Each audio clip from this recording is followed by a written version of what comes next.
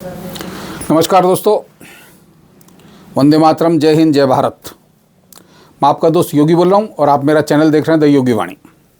यदि आप चैनल पर पहली बार आए हैं तो इस वीडियो को लाइक करें, शेयर करें और सब्सक्राइब करें। सब्सक्राइब करने में कुछ जाता नहीं, सिर्फ बटन दबाना पड़ता है। तो लीजिए दोस्तों, जो चुनाव जिन बहुप्रतीक्षित थे, जिनके परिणामों के लिए तरह तरह के आकलन लगाए जा रहे थे, मैंने भी कई वीडियो बनाए हैं, वो आ ही गए।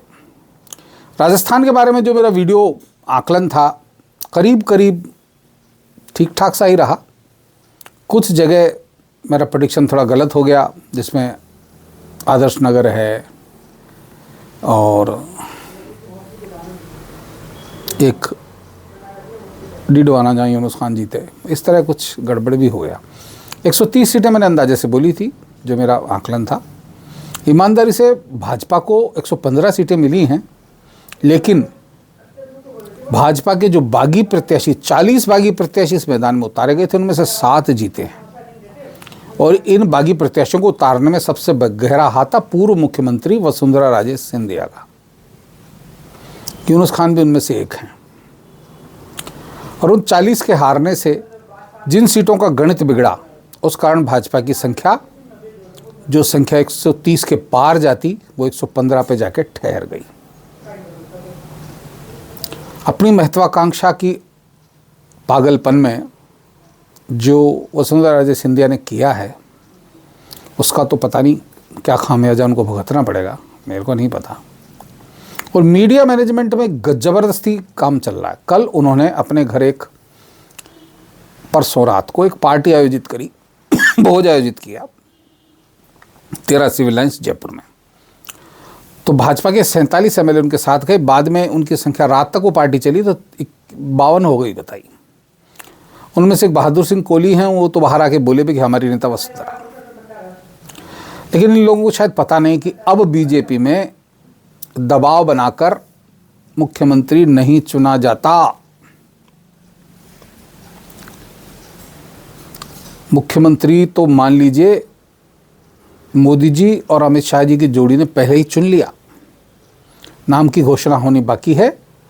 हालांकि आज शाम को पर्यवेक्षक आए, अरुण सिंह आए, राज्य के प्रभारी हैं, और राज्य के प्रदेशाध्यक्ष सीपी जोशी, इन दोनों को यहाँ पर्यवेक्षक बनाया गया। सब विधायकों से मिलकर बात करेंगे। आज कोर कमेटी की मीटिंग है, ये मीटिंग कल भी चलेगी।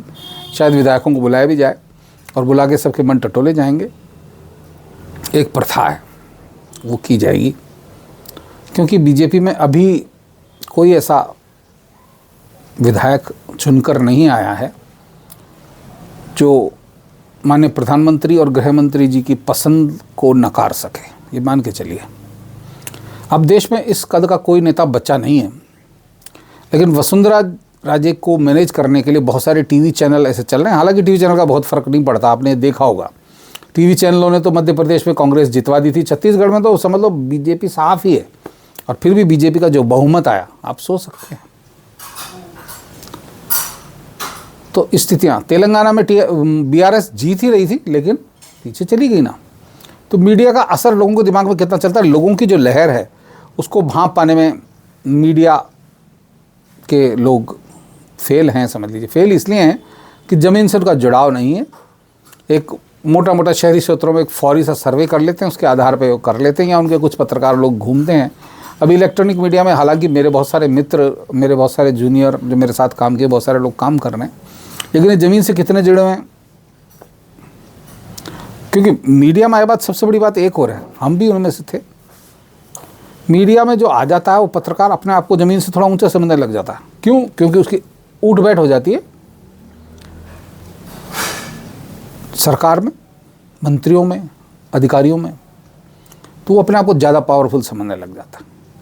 जबकि स्थिति है कि मीडिया का एक रोल बिल्कुल तटस्थ भाव से, निष्पक्ष भाव से, ज़मीन से जुड़कर लोगों के सामने सच लाना है, लेकिन ये शायद होता नहीं है। मैंने बहुत सारे मेरे साथियों को देखा है जो कयास लगाते थे।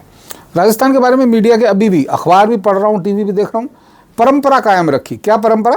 कि एक बार बीजेपी, एक बार कांग्रेस। आप मान के चलिए, पिछली बार चुनाव में, पिछले विधानसभा चुनाव में जब अशोक गहलोत जीते थे, 99 कांग्रेस की आई थी, उस समय यदि बीजेपी वसुंधरा राजे को हटाने में सक्षम होती चीफ मिनिस्टर पद से, नया सीएम कोई बन जाता, तो मान के चलिए बीजेपी को हराने वाला कोई नहीं था। क्योंकि वो नारा भी चला था, मोदी तुझसे बैर नहीं, वसुंधरा तेरी खैर नहीं। वो खैर क्यों नहीं? कि वसुंधरा राजे जी के कार्यकाल में जिस तरह के भ्रष्टाचार और बहुत सारे मामले हुए और उनकी जो अक्खड़ शैली है राज्य करने की, और ये एक बात आप मान के चलिए कि वसुंधरा राजे के 2 कार्यकाल आपने देख लिए हैं और अशोक गहलोत के 3 देख लिए हैं। वसुंधरा राजे अशोक गहलोत से ज़्यादा सांप्रदायिक हैं, ये समझ लीजिए आप। एक विशेष संप्रदाय के लिए उनके विशेष प्रेम है, वैसा का वैसा। इसीलिए आजकल की राजनीति में अशोक गहलोत और वसुंधरा राजे को भाई बहन कहा जाता है। तो उनकी भरपूर कोशिश है कि कैसे भी मोदी और शाह पे दबाव जाए, लेकिन मोदी शाह 1918 वाले नहीं हैं। ये वसुंधरा राजे को समझ में नहीं आ रहा। अभी चुनाव में उनको इग्नोर किया गया कितना, वो तो अंत समय थोड़ा सा समीकरण बिगड़ नहीं जाए इसलिए उनको लिया गया, लेकिन उन्होंने जो कर्म किए उनका खामियाजा कौन भुगतेगा? तो मुख्यमंत्री की दौड़ में उनका नाम आगे नहीं है। मीडिया बहुत सारा रोड़ा कर रहा है कि ना ना ना ना ना ना ना ना, ऐसा कुछ नहीं है। राजस्थान में मुख्यमंत्री नया ही आएगा और कम से कम ऐसा आदमी आएगा, ये मान के चलिए, जो मेरा आकलन है, जिन्होंने अभी विधानसभा का चुनाव नहीं लड़ा है उनमें से ही कोई आएगा जो राज्य को अच्छा नेतृत्व दे सके और केंद्र के साथ रहे। योगी आदित्यनाथ जी की बात कर रहा हूँ, उत्तर प्रदेश के मुख्यमंत्री माननीय योगी आदित्यनाथ जी अलग तरह का प्रशासन देते हैं। वैसा मुख्यमंत्री सभी राज्यों को चाहिए, लेकिन योगी जी की एक बात और है, प्रधानमंत्री जी और गृह मंत्री जी के परछाई की तरह चलते हैं, ये मान के चलिए। उनसे अलग इतर जाके कोई अलग से फैसला नहीं लेते, और यदि वो फैसला लेते हैं तो किसी स्वीकृति वहाँ उनसे दी हुई है, ये समझ लीजिए। इसी तरह का व्यक्ति राजस्थान के लिए अगर मुख्यमंत्री बनेगा तो राजस्थान की स्थितियाँ सुधर सकती हैं। यहाँ कोई अक्खड़ किस्म का नेता जो पहले भी इस तरह के रुख दिखा चुका है, बगावती टाइप के, केंद्र से और औरों से अपनी शर्तों पे अगर कोई राज्य यहाँ करना चाह रहा है तो उसका मुख्यमंत्री बनना राजस्थान के भविष्य के लिए अच्छा नहीं है। राजस्थान की जो कानूनी स्थितियाँ बहुत खराब हुई पड़ी हैं।